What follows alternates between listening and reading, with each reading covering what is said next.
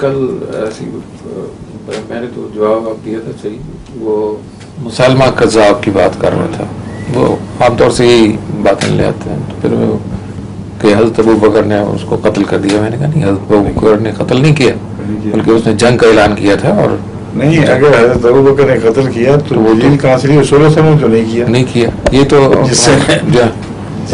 جن سے بات کرنے آیا جی اور یہ کہا کہ ہم بانٹ لیتے ہیں جی، اس کو تو رسول اللہ صلی اللہ علیہ وسلم نے رد کر دیا، لیکن قتل نہیں کیا. جی بالکل. اور جب واپس گیا پھر بھی قتل نہیں کیا.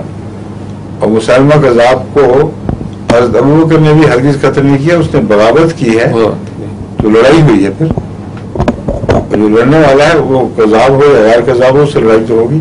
صحیح. اور